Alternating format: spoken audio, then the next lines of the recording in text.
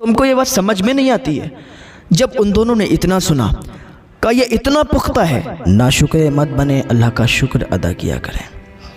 اللہ نے ہمیں زندگی عطا کی ہے، ہم اس کے قرض دار ہیں، ہم دنیا میں آئے ہیں اس کی عبادت کے لیے آئے ہیں، ہم یہاں رہنے کے لیے نہیں آئے، ہمیشہ ہمیں یہاں نہیں رہنا ہے، ایک دن یہاں سے جانا ہے، مرنا ہے اور اپنے اصل گھر میں جانا ہے۔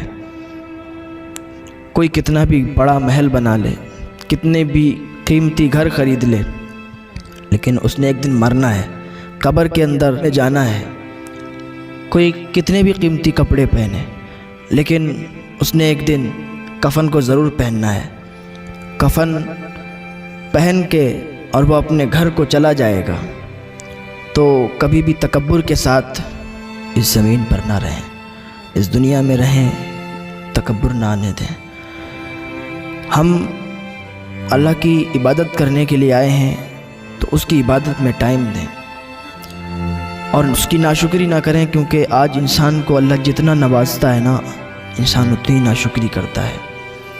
اللہ کتنا بھی نواز دے پھر بھی انسان کہتا ہے اس نے کچھ نوازا ہی نہیں ہے، ناشکری پہ اترا ہوا ہے۔ اللہ تو اتنا دینے والا ہے کہ انسان کھانا کھا کے اللہ کا شکر ادا کر دینا تو اللہ تعالیٰ اس کو ایک روزے کا ثواب عطا فرما دیتا ہے۔ ایک بوڑھا انسان تھا، وہ ایک ہوٹل پر کام کیا کرتا تھا، وہ ہوٹل عیسائی کا تھا۔ اس کا ایک بیٹا تھا، ایک پوتا تھا، بہو تھی۔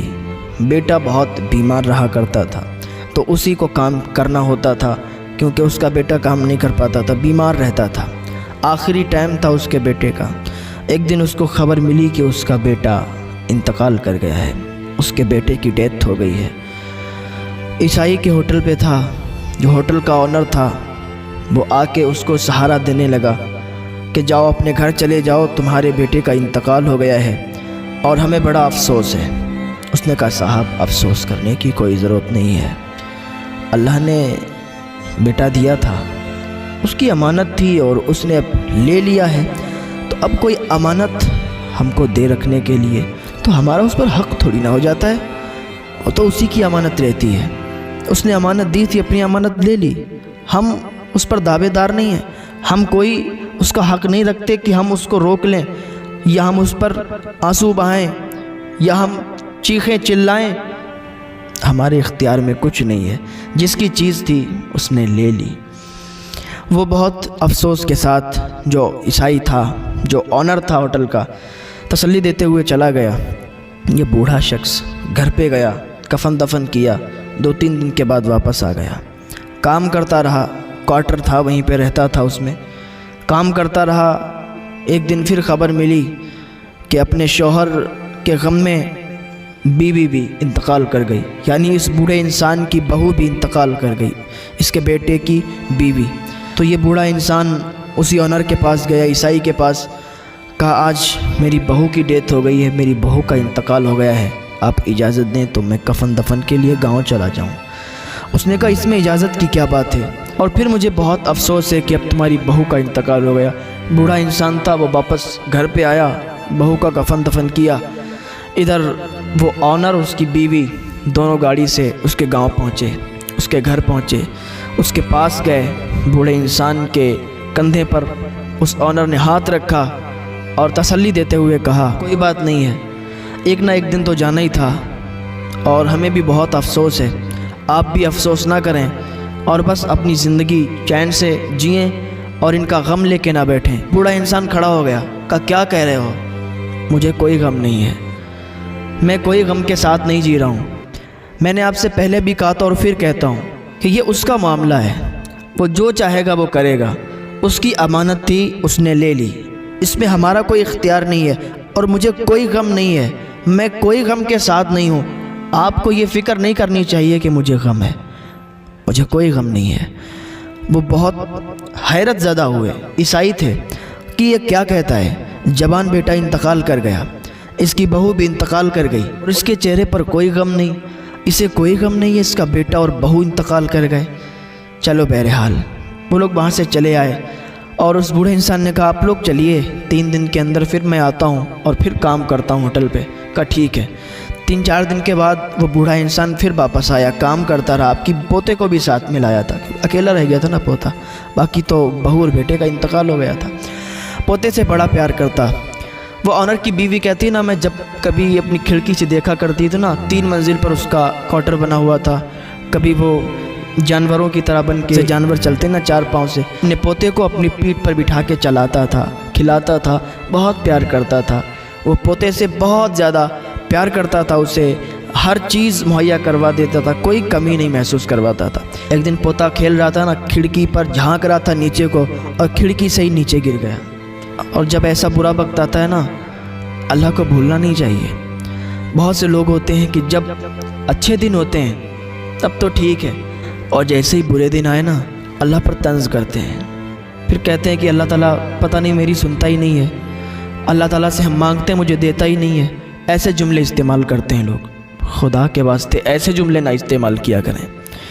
جب تک اللہ نوازتا رہتا ہے تب تو ٹھیک ہے، اور جب کوئی مشکل وقت آ جاتا ہے نا، تو انسان کو پھر بھولنا نہیں چاہیے، اللہ پر طنز نہیں کرنا چاہیے، اللہ سے دعا کرنا چاہیے، اللہ وہ مشکل کو آسان فرما دے گا۔ اللہ کا شکر تو ادا کرو، اللہ کی نعمتوں کا شکریہ ادا کرتے رہا کرو، اللہ تعالیٰ تم سے راضی رہے گا اور تم پر اپنی نعمتوں برکتوں کا خوب نزول فرمائے گا، رحمتیں برکتیں خوب نازل فرمائے گا۔ تو بیٹا کھڑکی کے نیچے سے زمین پر گرا، سر پھٹ گیا، جسم سے خون ٹپکنے لگا، خون خون ہو گیا، پورا جسم خون سے تربتر ہو گیا۔ وہ کہتی ہے جلدی سے میں نے ایمبولنس کو فون کیا، ایمبولنس آئی، آنے کے بعد اس کو ایمبولنس میں بٹھایا گیا اور اسپتال لے جا رہے تھے نا، تو اسپتال تو نہیں آیا، لیکن ملک الموت آ گئے اور اس کی روح کو قبض کر لیا۔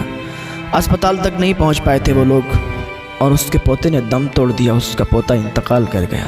بوڑھا باپ اپنے بیٹے کو بھی گوا بیٹھا، اپنی بہو کو بھی گوا بیٹھا، 2 صدمے لگے ہوئے، اب اس کا پوتا بھی چلا گیا۔ پھر وہ ہوٹل کے مالک آنر اور اس کی بیوی اس بوڑھے انسان کے پاس آئے، کہتے ہیں کہ ہم نے اسے تسلی دی اور اس کے ساتھ بیٹھے اس کا غم ہلکا کرنے کے لیے۔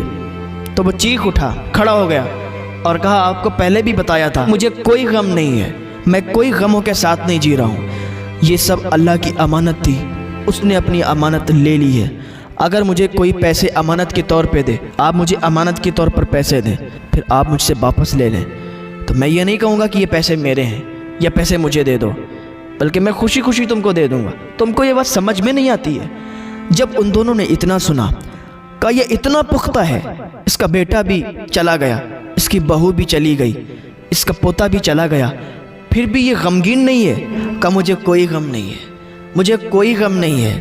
کہا اچھا تو پھر مجھے بھی بتاؤ یہ کیا ہے، کس وجہ سے تمہیں غم نہیں ہے، یہ کیسا تمہارا دین ہے؟